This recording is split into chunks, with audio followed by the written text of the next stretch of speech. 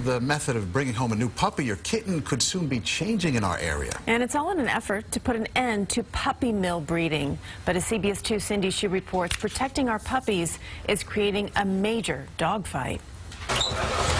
They can be hard to resist. Big-eyed, tiny balls of fur. Hoping you'll choose them from behind the pet store glass. He was so loving. Just ask Desiree Sosa, who fell for pet shop pup Sammy, a 6-month-old lab. He was great. But if New Jersey lawmakers have their way, you won't have the same option. New Jersey would be the first state to do a statewide ban on the commercial sale of dogs and cats. Heather Camisa with St. Hubert's Animal Welfare Center says other states will likely quickly follow suit.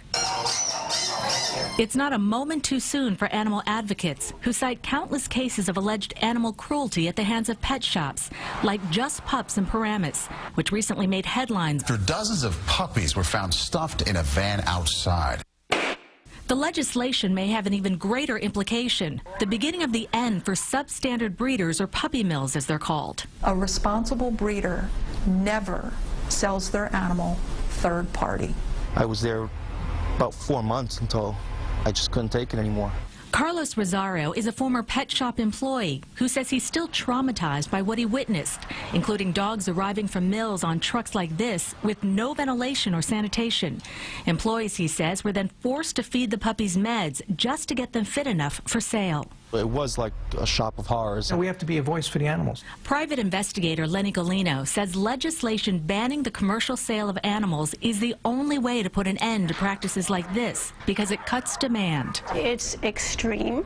It's the animal rights activists pushing legislation. But Cindy Knowles, owner of Furrylicious pet shops in New York and New Jersey, says she only sells puppies from the best breeders. She insists the already strict local regulations are enough to weed out the bad guys. She says this new proposal will put everybody out of business. That doesn't make any sense, and consumers want a choice. I thought that I was taking home a completely healthy dog. But Sosa, who bought Sammy from a different pet store in Westchester, says she didn't choose to buy a puppy that was so sick she eventually had to put him to sleep. She doesn't want this for other pet shop puppies or their potential owners. He didn't ask for that. He was just born, and he wanted to have a good life. And that's all I thought that I was going to give to him.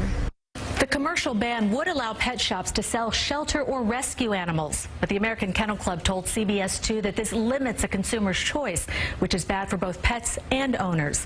Cindy Hsu, CBS 2 News. Advocates would like for you to weigh in on this dog fight. You can do that at cbsnewyork.com. All right.